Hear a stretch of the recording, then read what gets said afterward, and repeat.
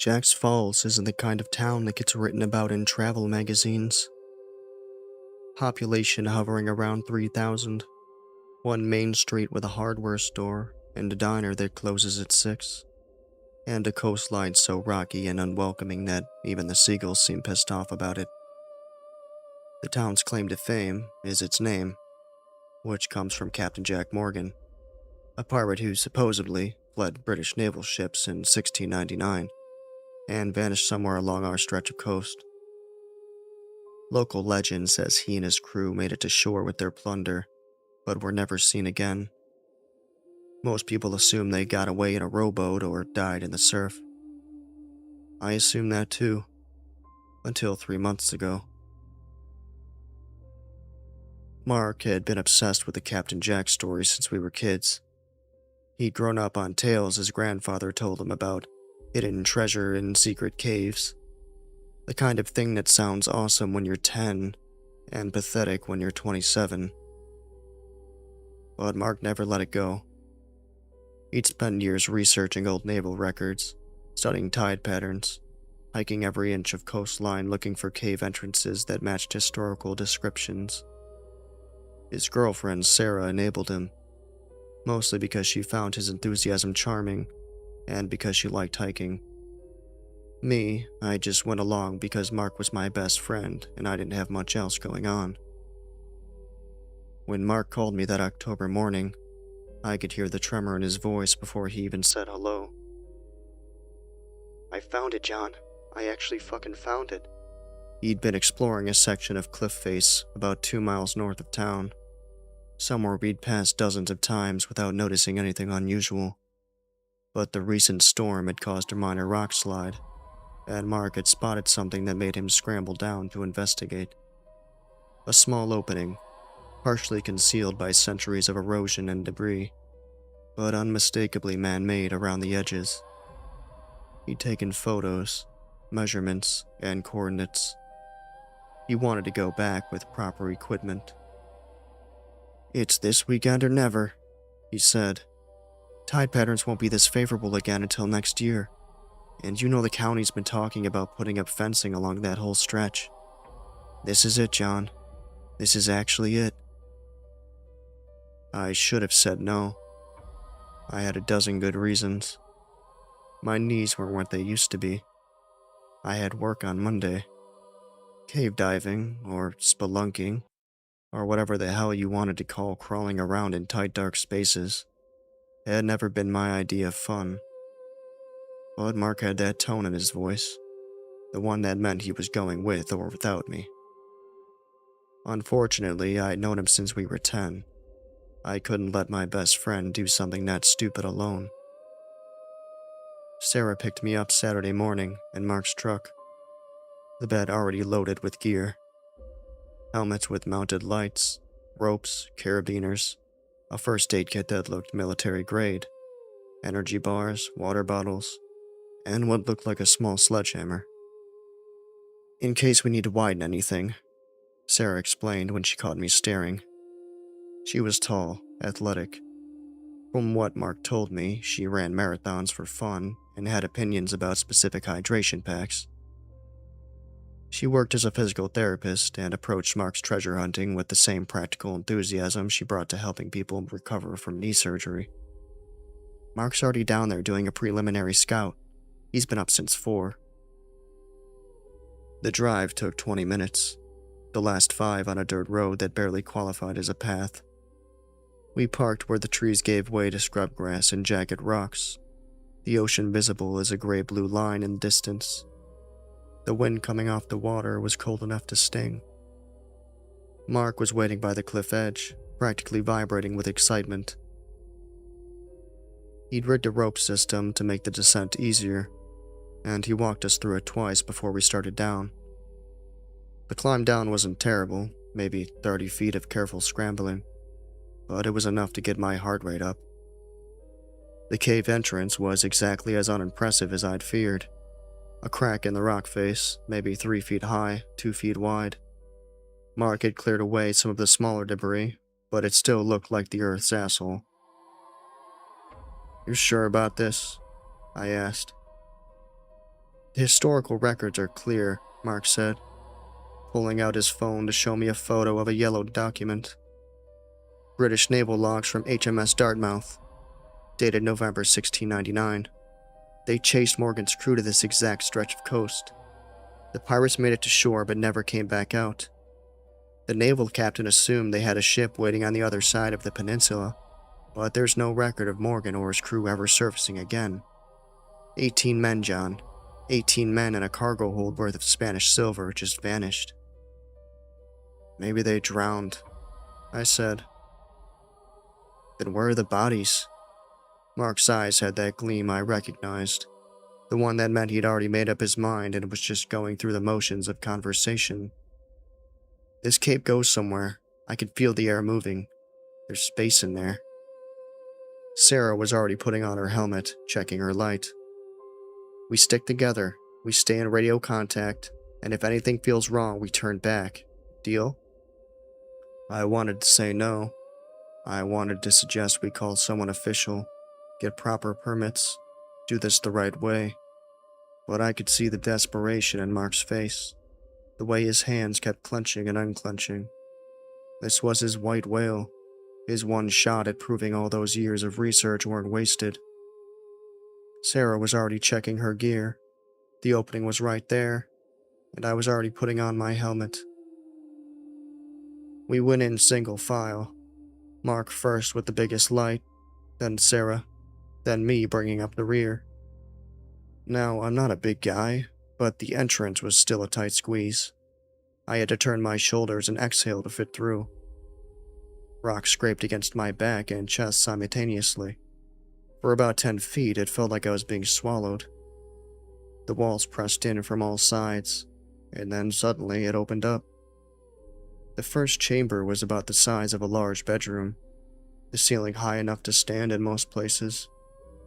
Our lights cut through the darkness, revealing rough stone walls and a floor that sloped gently downward. The air was cool, but not cold, with a faint smell I couldn't quite place. Mineral, maybe? Salt?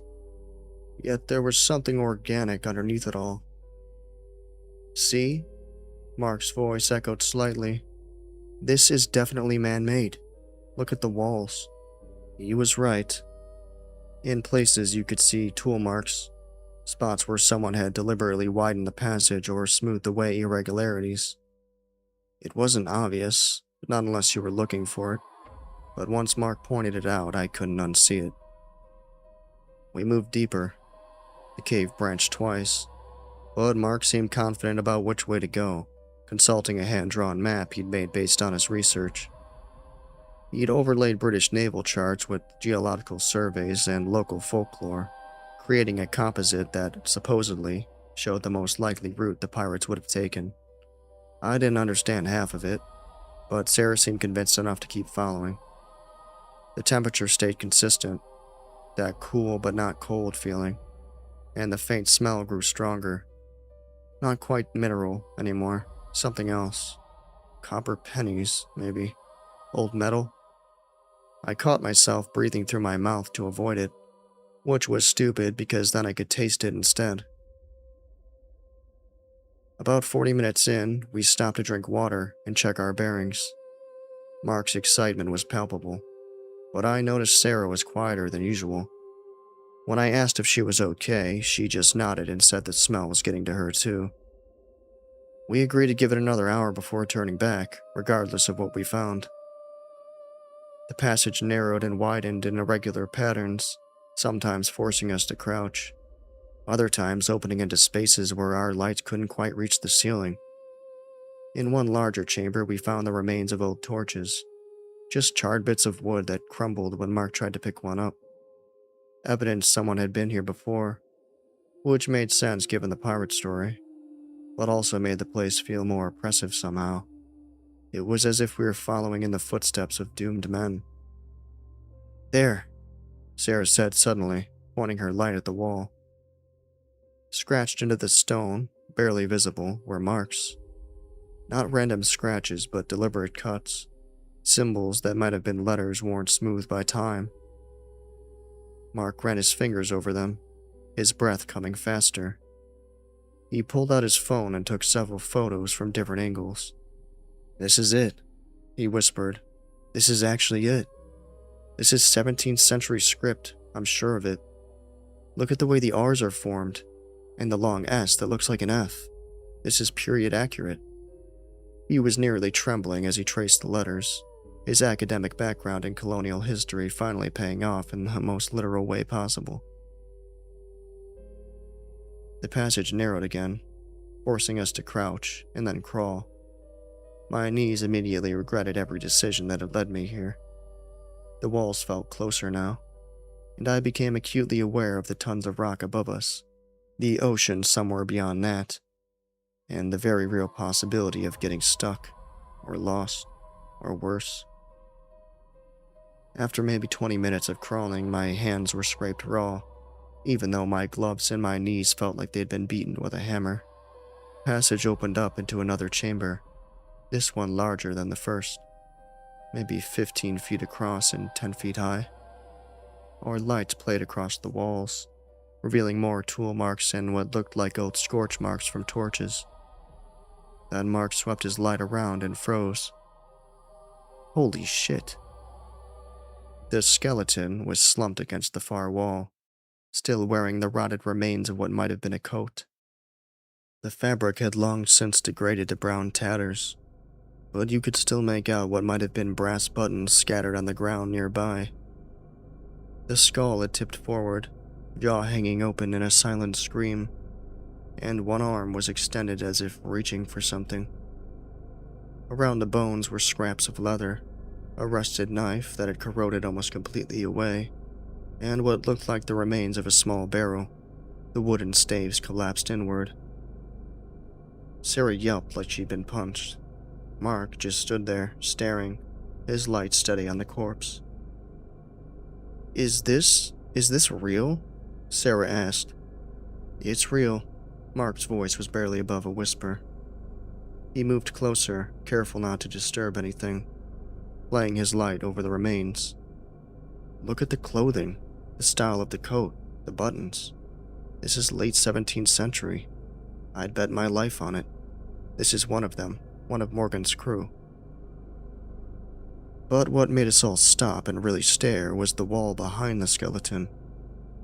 Someone had carved words into the stone. Not just a few marks, but entire paragraphs. The letters crude but deliberate. Clearly done with something small and sharp. Probably that knife. Over what must have been days or weeks. The text started high up on the wall and descended in ragged columns, getting harder to read as it went down. Mark moved closer, laying his light over the text, and began to read aloud. His voice shook slightly. "November 15th, 1699. We are 12 now. The cave goes deeper than we thought. Captain says there's a way through to the other side of the peninsula, but Davies and Mockton went looking 2 days past and haven't returned. We hear them sometimes, calling from below, but we search and find nothing." The handwriting was rough, no spelling inconsistent in the way of men who'd learned their letters late in life, but the message was clear. Mark moved his light down, finding more text carved in shaking lines. "November 18th. The food is running low. Captain has ordered rationing. We dare not go back the way we came. The Navy dogs are surely waiting at the entrance. James swears he heard Davies calling from somewhere below, but we search and find nothing. The air tastes wrong down here. Thomas says it's the damp, but I know better. Something's not right." "Jesus," Sarah breathed. She moved closer to me, and I realized she was shaking. More text, the letters growing more cramped and erratic as they descended the wall, like the writer had been running out of space, or time, or sanity. "November 22nd. 5 more are gone. They went deeper, seeking another way out, seeking fresh air, seeking anything but this tomb. The captain is changing. He speaks of voices in the dark, William says the treasure is cursed and we should leave it. Abandon it in the deepest hole we can find. But the captain will not hear of it. He guards it like a dragon guards gold in the old stories my mother used to tell. The walls feel warm to the touch now, which makes no sense this deep. We are far below the sun's reach.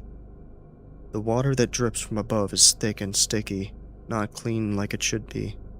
It leaves stains on our clothes. Jacob drank some yesterday despite warnings, and he's been sick ever since. He cannot stop shitting himself. The smell is awful. I reached out and touched the wall where the writer had mentioned warmth. The corpse was right. It was warm. Not hot, but distinctly warmer than it should be this far underground. At least 10 degrees warmer than the air around it. I pulled my hand back and found my fingertips slightly damp with that sticky residue. "Keep reading," I said. Mark continued, his light moving to text that was barely legible now. The letters scratched so hard and fast they gouged the stone in places, leaving deep furrows that our lights cast shadows in. November 27th. 3 of us remain. Jacob died yesterday. We buried him in the tunnel, but this morning he was gone, as if the cave swallowed him whole.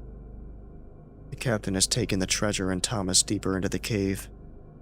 He says the voices told him where to go. He's mad. We are all mad. The cave breathes, I swear it. At night I hear it, a great bellowing that sounds like a wail. The walls pulse. Yesterday I saw John Carver embedded in the rock up to his waist, still alive but unable to move, his eyes following me as I passed. He was begging me for help, but I did not know what to do. I tried to dig him out, but the rock was soft like clay, and it only made him sink deeper. When I returned hours later, he was gone. Only a stain remaining like someone had spilled wine. The thing in the caves. It hungers. It feeds slowly. It savors. "Okay," I said. "Okay, we should go back." "Are you kidding?" Mark's eyes were wild in the light of his headlamp. "This is it, John. This is the actual historical record of what happened to them. And the treasure. He says the captain took it deeper. It's still down here." "Mark, this is clearly a man losing his mind," Sarah said, but I could hear the uncertainty in her voice.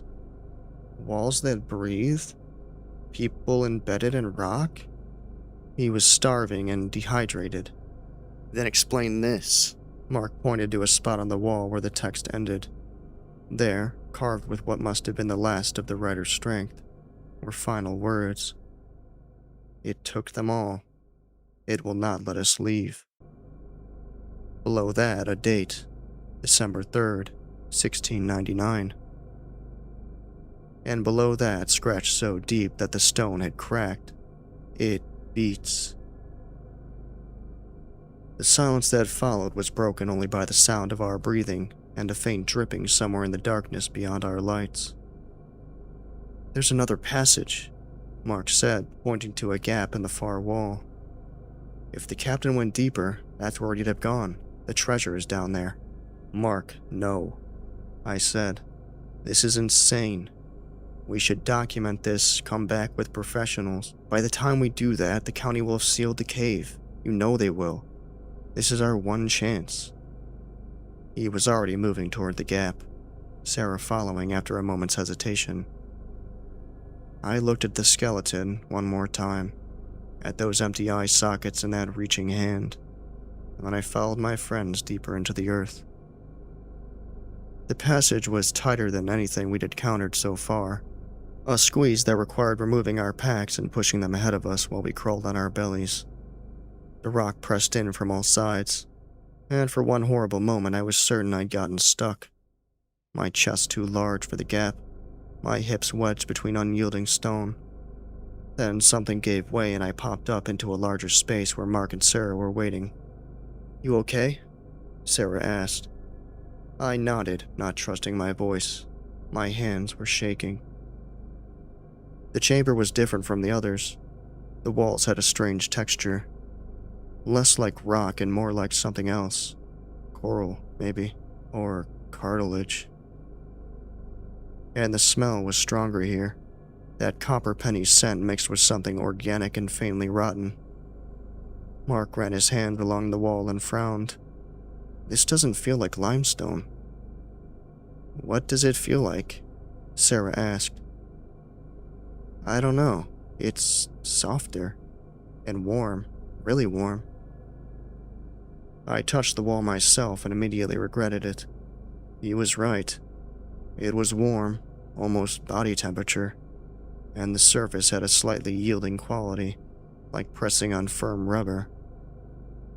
When I pulled my hand away, my fingertips came back damp with something that wasn't quite water. It was thicker, slightly viscous. When I rubbed my fingers together, it felt alkaline, like the slick you get from dissolving soap. We should turn back, I said again. Look, Mark's light had found something embedded in the wall. A coin. A gold coin. Its surface tarnished green, but unmistakable. Spanish doubloon. Has to be. Sarah, take a photo. She did.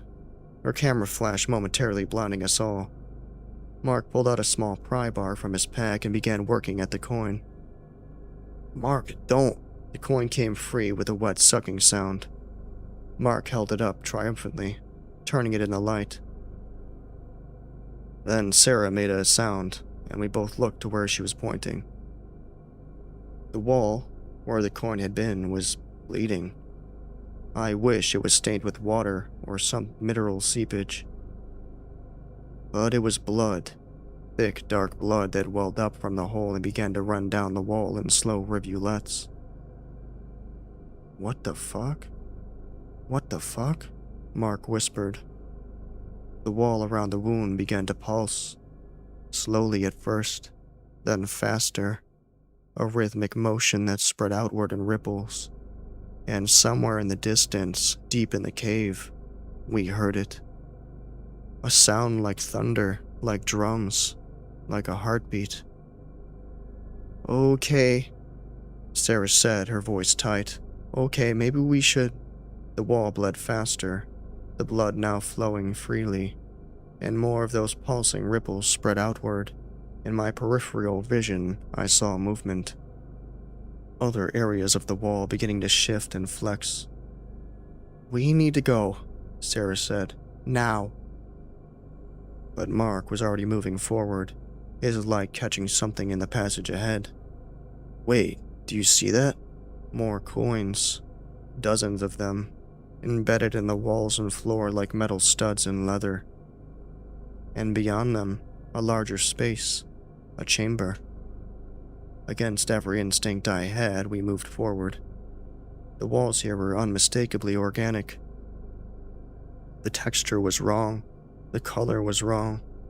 It had shifted from gray stone to something redder, mottled with darker patches that looked disturbingly like bruises. The floor was wet, covered in a thin film of that same viscous fluid, and our boots made soft squelching sounds with each step. The heartbeat sound was louder now, no longer distant. It echoed from all directions, making it impossible to tell where it was coming from. The chamber opened up before us, and Mark's light found the treasure. It wasn't the pile of gold I think we'd all imagined. Instead, the coins and silver pieces were embedded in the walls and floor. Hundreds, maybe, all partially absorbed into the red organic tissue that made up the chamber. Some were still visible as distinct objects, others were half dissolved, their edges blurred and melted into the flesh. And, in the center of it all, surrounded by the treasure, were the bodies.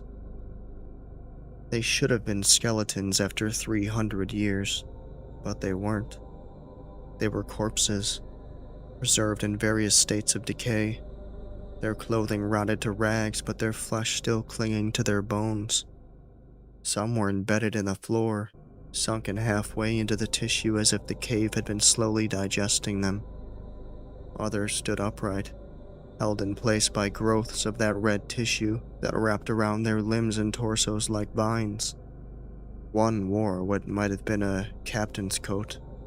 His jaw hung open, and in the empty socket of his mouth something glistened wetly.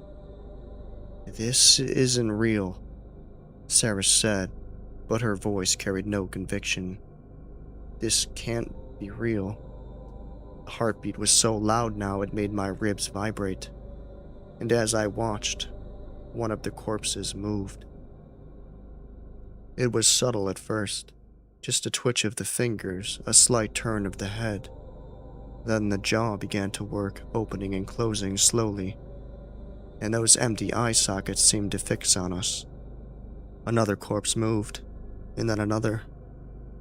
The tissue that held them in place began to pulse and contract, pushing them forward, helping them move.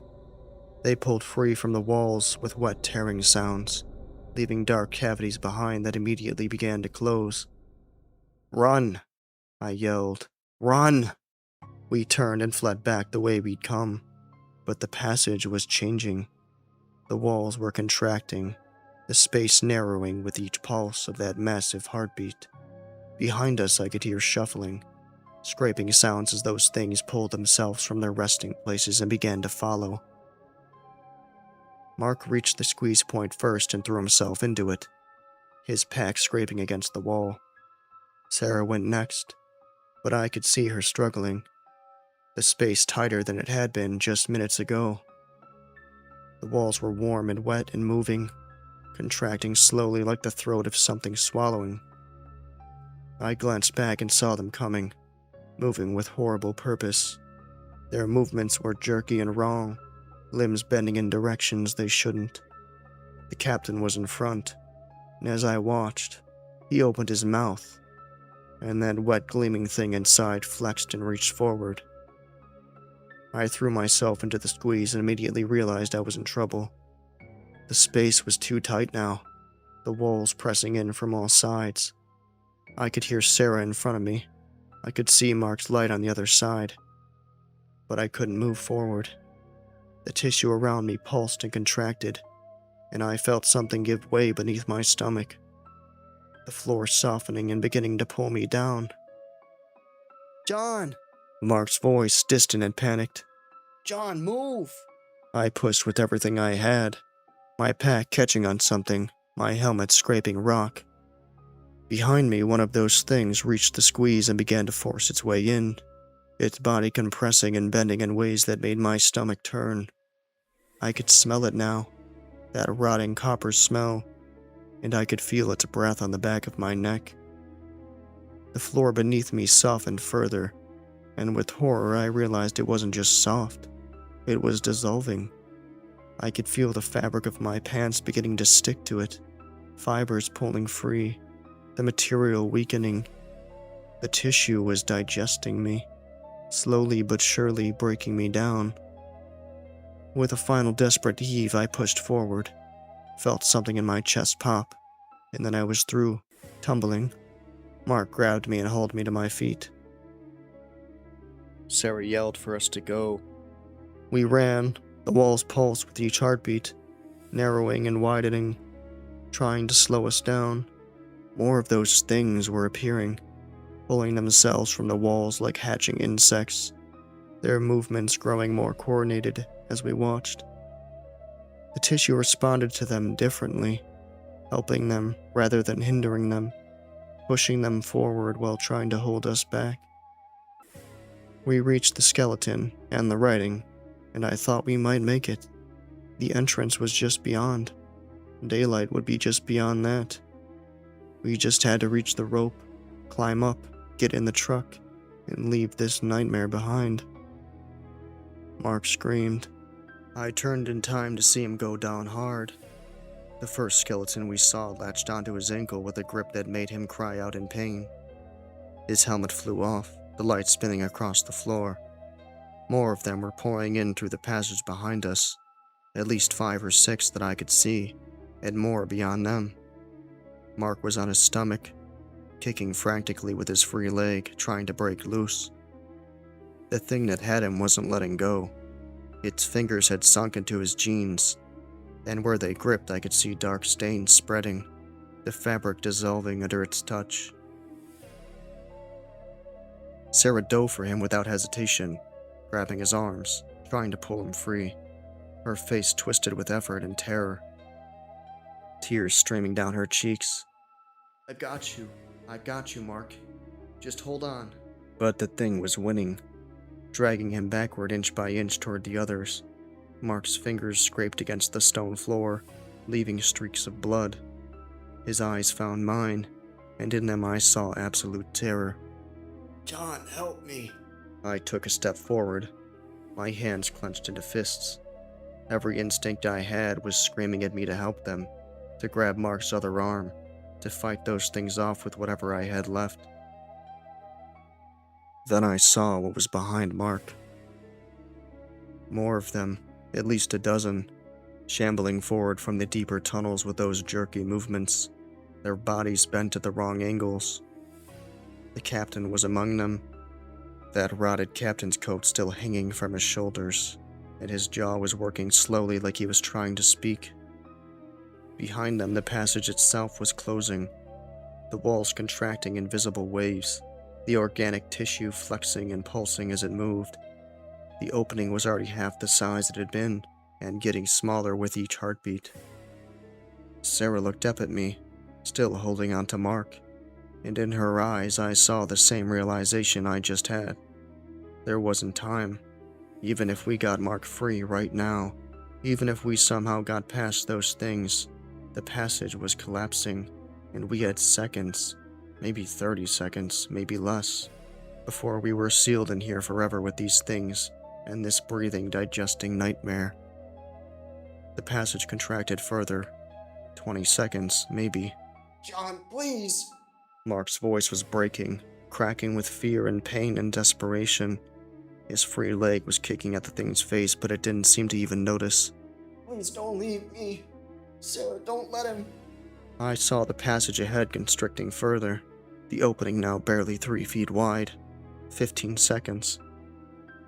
I saw the things closing in, their hands reaching, their mouths working silently. 10 seconds. I saw Sarah straining to hold on to Mark, her boots losing purchase on the floor as it began to soften beneath her weight. The tissue was responding to her, starting to digest her too. In a few more seconds she'd be stuck, and then she'd be trapped too, and then we'd all die here. 5 seconds. And I ran.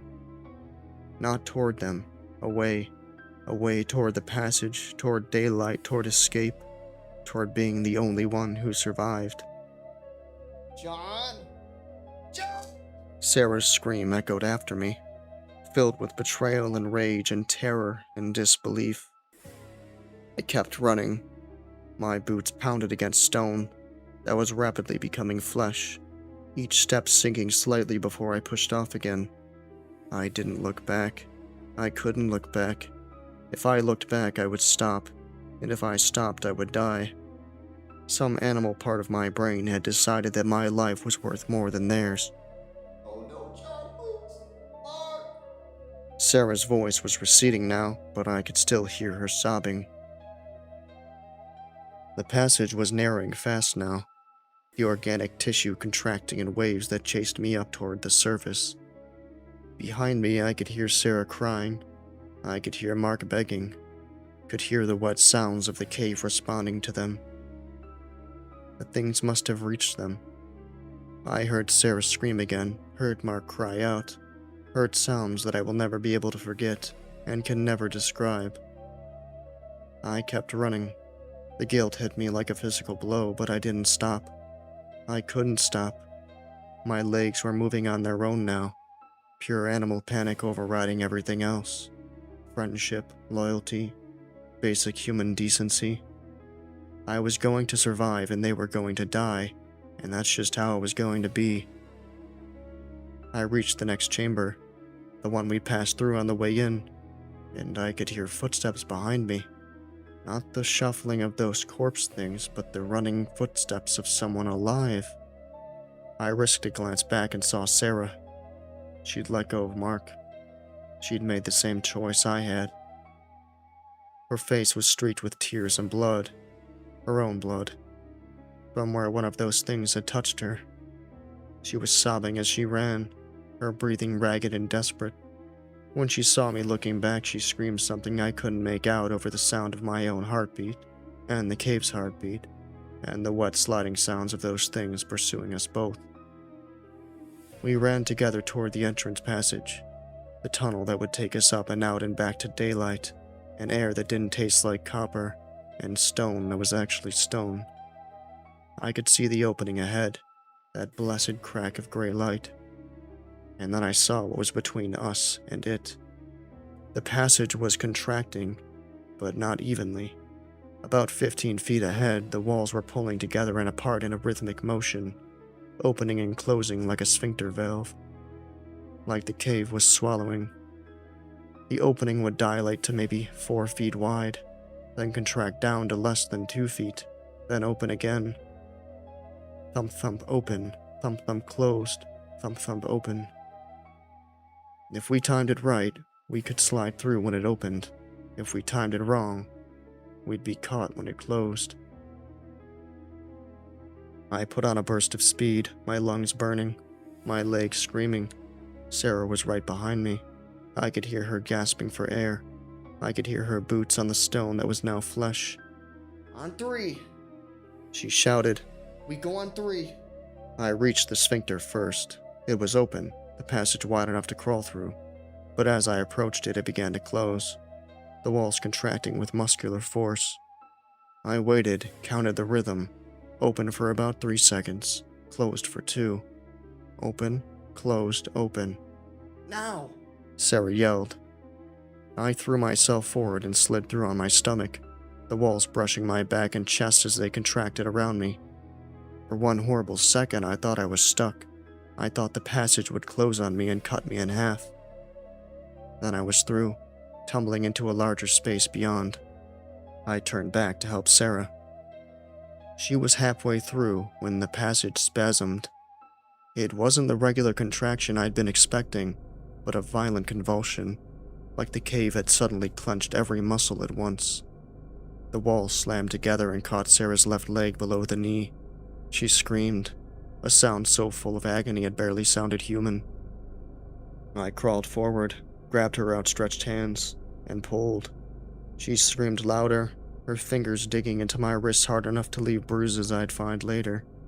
But I couldn't move her. The passage had her leg and it wasn't letting go. When I looked down, I saw why. The floor beneath her was softening, turning from flesh-textured stone into actual flesh. Her caught leg was sinking into it, the fabric of her jeans dissolving where it touched the tissue. And the tissue was moving up her leg, climbing higher, beginning to absorb her. I could see it spreading, see her pants disintegrating, see her skin starting to blister and melt where the flesh touched it. Pull harder! She screamed. I pulled, braced my feet against the wall and pulled with everything I had. Sarah's hands were slipping in my grip, slick with sweat and that viscous fluid that was everywhere now. Behind her, I could hear movement in the tunnel, could hear those things shambling closer. The passage spasmed again, and Sarah shrieked as it crushed her leg further. I heard bone break, saw her knee bend in a direction it shouldn't. It had her up to mid-thigh now, and it was spreading faster.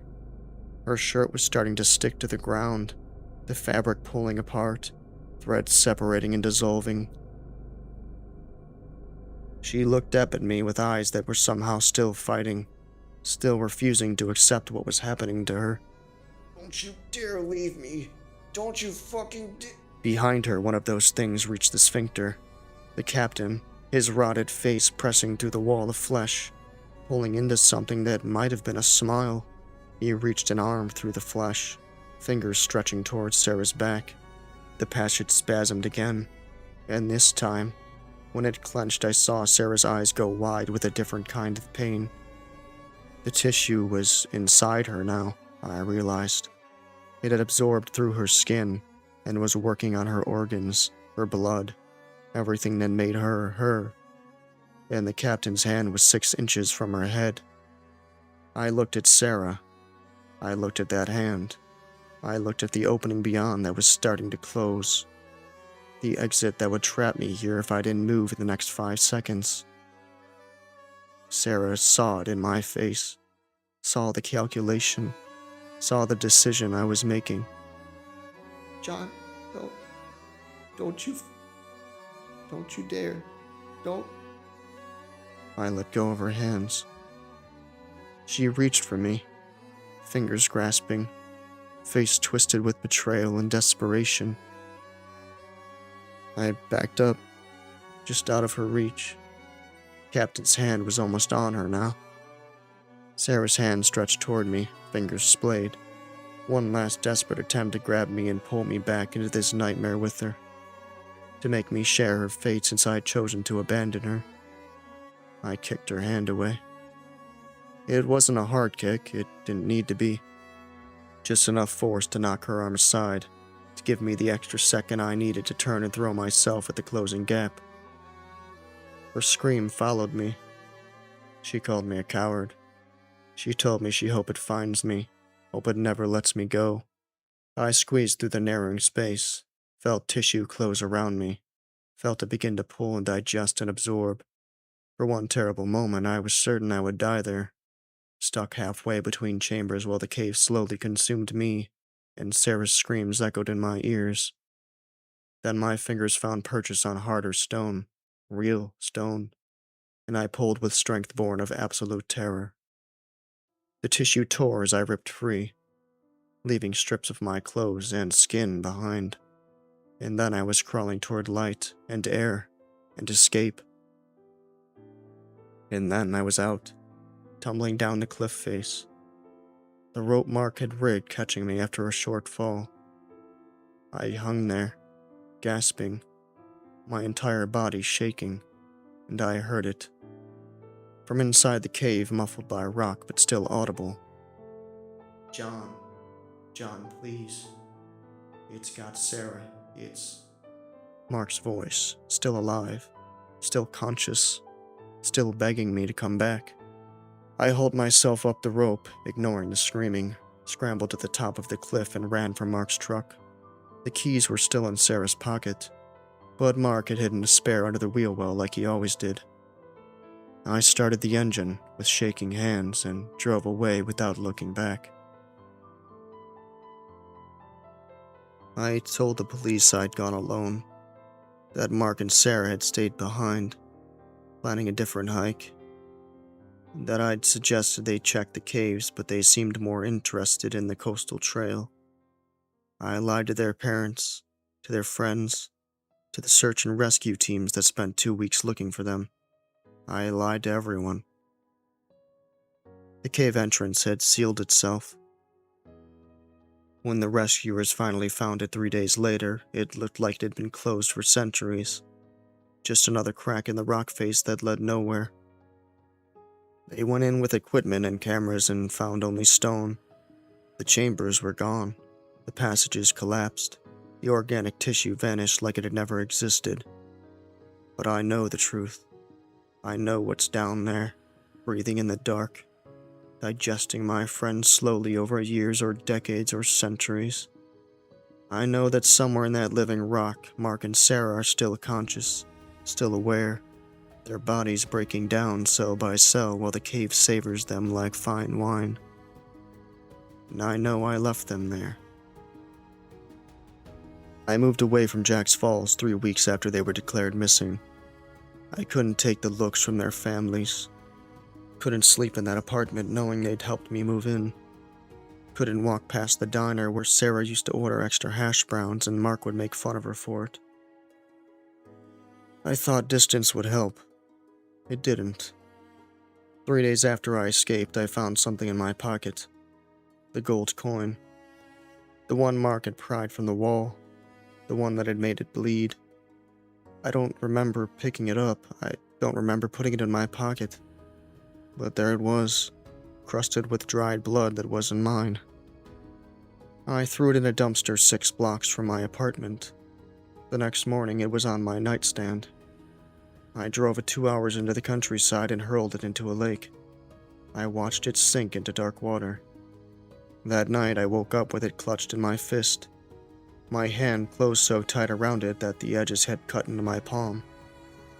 My sheets were soaked with sweat and that same sticky residue. My pillow smelled like copper. I tried putting it in a safety deposit box. The bank called me the next day saying there'd been some kind of mistake with my box number, and when I went to check, the box was empty, and the coin was in my car's cup holder. So now I keep it. I carry it with me everywhere because I've learned that fighting it only makes it worse. And every day it gets a little warmer. Every day I can feel it pulse a little stronger. That rhythmic beat that matches what I heard in the cave. Sometimes, when I hold it, I can hear them. Not voices exactly, but something like voices. A distant screaming that might be wind in a tunnel or might be something else. And buried under that sound, 2 words repeated over and over in Sarah's voice. Come back. Come back. Come back. Last week I caught myself looking up driving directions to Jack Falls. I don't remember opening up my phone. I don't remember typing anything. But there it was. Route calculated. Estimated arrival time 3:47 in the morning. The coin is getting hotter. Last night it burned my palm when I held it, leaving a mark that looks disturbingly like a mouth. And when I sleep, I dream of tunnels, of warm, wet walls that pulse with life, of my friends embedded in red tissue, their eyes following me as I walk past. And the worst part, the part that keeps me up at night, staring at the ceiling, unable to escape what I've done. Sometimes when I hold the coin, I can hear the heartbeat. And I know, with absolute certainty, that it's waiting for me to come back. The cave remembers me. It tasted me when I tore free. It got a sample of what I am, and now it wants the rest. It's patient, this thing that's been alive since before humans learned to make fire, since before the pirate stumbled into its mouth and became just another meal to be savored over centuries. It can wait. It has time. And eventually, whether from guilt or curiosity or some pull I can't even begin to understand, I know I'll go back. The cave is patient, and it hungers. If you're reading this and you live near Jack's Falls, stay away from the cliffs north of town. Don't go looking for cave entrances or pirate treasure. Don't investigate if you hear sounds coming from the rock face. And if you do go, despite this warning, despite everything I've told you, if you find yourself in tunnels that feel too warm, if you see coins embedded in flesh-like walls, if you hear a heartbeat echoing through the dark, run. Don't look back. Don't try to save anyone. Don't hesitate. Just run, and pray it lets you go.